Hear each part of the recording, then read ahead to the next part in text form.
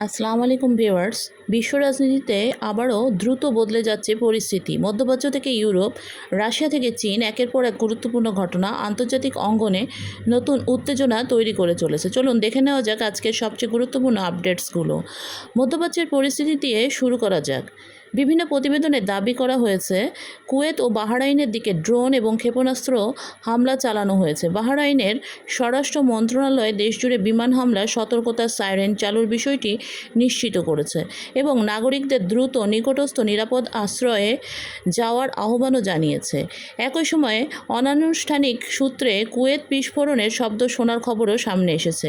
এছাড়া বাহরাইনে অবস্থিত মার্কিন দূতাবাস এলাকার বিস্ফোরণের দাবিও বিভিন্ন মাধ্যমে ছড়িয়ে পড়েছে।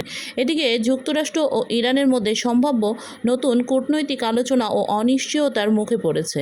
চলতি সপ্তাহের শেষ দিকে সুইজারল্যান্ডে দুই দেশের প্রতিনিধিদের বৈঠক হওয়ার কথা থাকলেও সাম্প্রতিক পাল্টাপাল্টি হামলার কারণে সেই আলোচনা আপাতত স্থগিত হয়েছে বলে জানিয়েছে ওয়াল স্ট্রিট জার্নাল।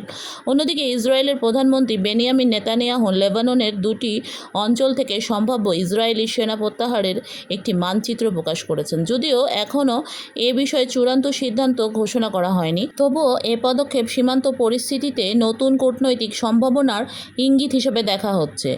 রাশিয়াতেও দেখা দিয়েছে বড় ধরনের জ্বালানি সংকট। দেশটির 89টি অঞ্চলের প্রায় সবখানেই জ্বালানির সরবরাহের চাপ তৈরি হয়েছে। অনেক এলাকায় প্রতি গ্রাহকের জন্য জ্বালানি কেনার পরিমাণ সীমিত করা হয়েছে এবং অতিরিক্ত পাত্রে জ্বালানি বিক্রি নিষিদ্ধ করা হয়েছে।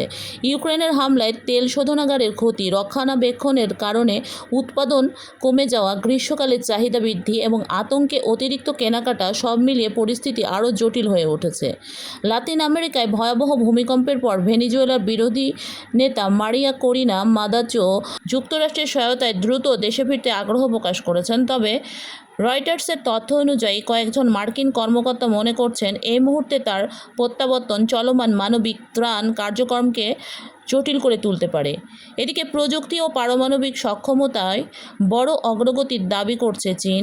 দেশটি 99.7% বিশুদ্ধ বোরন 10 উৎপাদনের বিশ্বের সবচেয়ে বড় কেন্দ্র চালু করেছে। পারমাণবিক রিঅ্যাক্টরের নিরাপদ নিয়ন্ত্রণ এবং উন্নত পারমাণবিক প্রযুক্তিতে ব্যবহৃত এই উপাদান উৎপাদনের মাধ্যমে চীন বিদেশি নির্ভরতা কমিয়ে প্রযুক্তিগত স্বনির্ভরতার দিকে আরও এক ধাপ এগিয়ে গেল।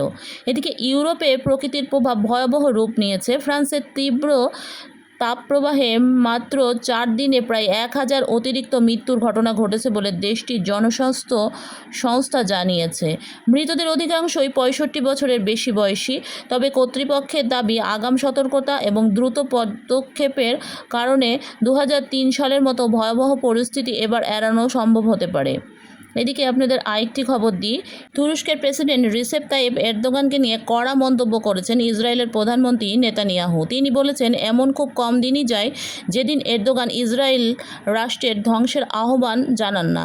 এসব বক্তব্যকে ইসরায়েল গুরুত্বের সঙ্গে বিবেচনা করছে এবং বিষয়টি যুক্তরাষ্ট্রের সঙ্গেও আলোচনা করবে বলে তিনি জানান। সবশেষে একটি ব্যতিক্রমী ঘটনাও আলোচনায় আসে। একই দিনে যুক্তরাষ্ট্রের মাটিতে অনুষ্ঠিত ফুটবল ম্যাচে ইরান অংশ নেওয়ার কয়েক ঘন্টার মধ্যেই দক্ষিণ ইরানে মার্কিন হামলার ঘটনা নিয়ে আন্তর্জাতিক গণমাধ্যমে ব্যাপক আলোচনা শুরু হয়েছে। ক্রীড়া ও ভূ রাজনীতির এই বিরল সমাপতন নতুন করে বিশ্বজুড়ে বিতর্কের জন্ম দিয়েছে।